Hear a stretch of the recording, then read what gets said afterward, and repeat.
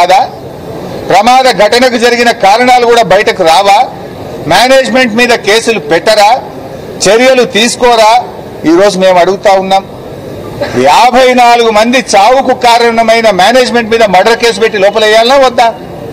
ఎందుకు ఆలోచించబడ్డావు మేనేజ్మెంట్తో నేను అడుగుతా ఉన్నా. అదేవిధంగా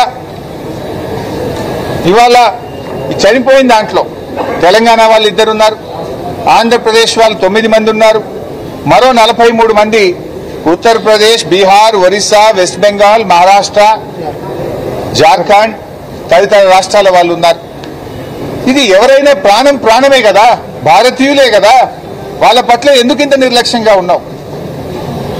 సో మేము ప్రభుత్వాన్ని డిమాండ్ చేస్తున్నాం, వెంటనే ₹1 కోటి చనిపోయిన కుటుంబాలకు, మిస్సింగ్ కుటుంబాలకు ఇవ్వండి.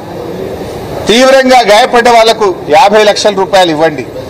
తక్కువగా గాయపడ్డ వాళ్ళకి ₹25 లక్షలు అందించండి.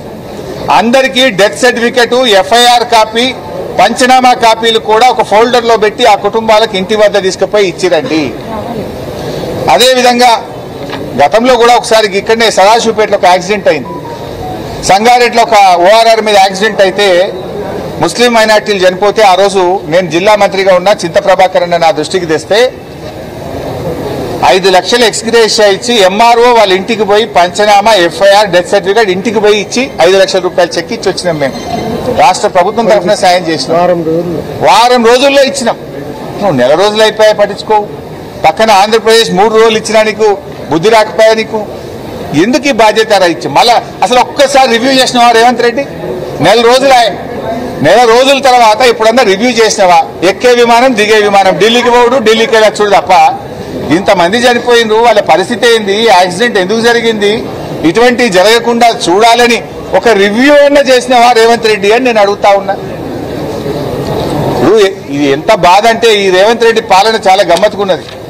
SLBC tunnel కుప్పకూలిపోయింది.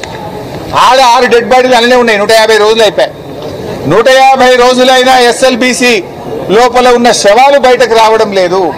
చచ్చిండ్రో బతికిండ్రో తెలియదు. 150 రోజులైన బొక్కలు కూడా బయటకు తేకపోతుంది.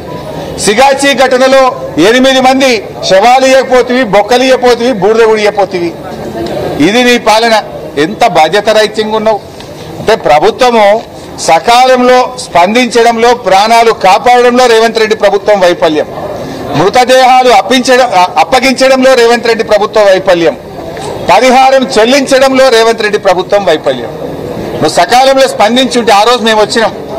అరే వాళ్ళని ఏదైనా అపోలోకో, యశోదాకో, లేకపోతే ఏదైనా నిమ్స్ హాస్పిటల్కో, ఒక హై లెవెల్ హాస్పిటల్కు తీసుకెళ్ళు. బాగా గాయపడ్డారు, వాళ్ళు బతుకుతారయ్యా అంటే నువ్వు పట్టించుకోవు. ఇప్పుడు హాస్పిటల్లో చేరినాక 6 చచ్చిపోయిందమ్మా. నువ్వు నిజంగా మంచి హాస్పిటల్లో జాయిన్ చేస్తే 6 ప్రాణాలు బతుకుతుండే కదా. నువ్వు సరిగ్గా ఇక లోకల్ ఏదో చిన్న హాస్పిటల్లో సౌకర్యాలు లేని దవాఖానలో పెట్టివి, 6 ప్రాణాలు తీసుకుంటేవి. ఇప్పటికీ ఇంకా 14 మంది దవాఖానలు ఉంటే ఇంకా 5 పరిస్థితి విషమంగా ఉంది. ఇంకో 5 చావు బతుకుల్లో కొట్టుమిట్టాడుతున్నారు. వాళ్ళకన్నా మంచి వైద్యం ఇయ్యి. ప్రాణం ప్రాణమే కదా. మన కుటుంబ సభ్యులు, నీ కుటుంబ సభ్యులు ఉంటే ఇట్లనే చూస్తావా నువ్వు? ప్రాణం ఎవరిదైనా ఒకటే కదా. ఆ 14 మందిలో ఇంకో 5 మంది చావు బతుకుల్లో ఉన్నారు. వాళ్ళనన్నా కాపాడే ప్రయత్నం చెయ్యి. వాళ్ళకు మంచి వైద్యం ఇప్పించాలి. ఆ కుటుంబాలకు కూడా ఒక ₹50 లక్షల సహాయం చేయండి అని చెప్పి నేను ప్రభుత్వాన్ని డిమాండ్ చేస్తా ఉన్నా. అంటే ఇవాళ ఎస్ఎల్బీసీలో కూడా ఏం జరిగింది? ఆ డెడ్ బాడీలు బయటకు తెలియదు ఇంతవరకు. అదేంటి హెలికాప్టర్లు వేసుకొని రోజొక్క మంత్రి పోయిండు. చేపల పులుసు వండించుకున్నాడు ఒక మంత్రి.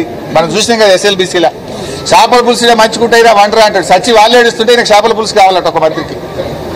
రోజొక్క మంత్రి హెలికాప్టర్లో పోవుడు, రోజొక్క డేట్లు పెట్టుడే తప్ప బాడీలు బయటకు తెచ్చింది లేదు. అక్కడ కూడా కుటుంబాలను ఇప్పటిదాకా ఆదుకున్నది లేదు. అక్కడ కూడా ఇప్పటి వరకు ఎక్స్గ్రేషియా చెల్లించింది లేదు. అంటే ఎస్ఎల్బీసీ ఘటన అయినా, సిగాచి ఘటన అయినా ప్రభుత్వం యొక్క బాధ్యత రహిత్యం స్పష్టంగా కనబడతా ఉంది. ఆ ప్రాణాలు కాపాడడంలో గాని, శవాలను అప్పగించడంలో గాని, పరిహారం చెల్లించడంలో రేవంత్ రెడ్డి ప్రభుత్వం దారుణంగా విఫలమైపోయింది.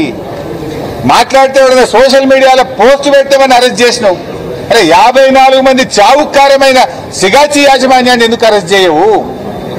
54 మందిని పొట్టన పెట్టుకున్నానేమో ఇడిచిపెడతావు. సోషల్ మీడియాలో నీ తప్పులెత్తి చూపితే కేసులు పెడతావు, జైల్లో పెడతావు. బిడ్డ అంటే ఏంది? ఎవరి కోసం పనిచేస్తున్నావు? ఎవరి కోసం పనిచేస్తున్నావు ఇలా ప్రజలకు సమాధానం చెప్పాల్సిన అవసరం ఉంది. ఎస్ఎల్బీసీలో కూడా వారికి అనేక సహాయక బృందాలు వచ్చినాయి. సహాయక బృందాలను సమన్వయం చేయడంలో కూడా ఫెయిల్ అయిపోయారు. నిర్ణయాలు తీసుకోవడంలో ఆలస్యం చేశారు. ఇవాళ ఎస్ఎల్బీసీ ప్రాజెక్టు భవిష్యత్తే ప్రశ్నార్థకం అయిపోయింది. ఎస్ఎల్బీసీ ప్రస్తావన ఎందుకు వచ్చిందంటే అక్కడ 150 రోజులైనా 6 శవాలు ఇప్పటికీ దొరకలేవు. ఇక్కడ సిగాచి ఘటనలో 8 శవాలు దొరకలేవు. మిస్సింగ్ అంటున్నారు. మిస్సింగ్ ఏందండి? ఇంత పెద్ద ప్రభుత్వం మనిషి ఉన్నడా పోయిందా చెప్పరా మీరు?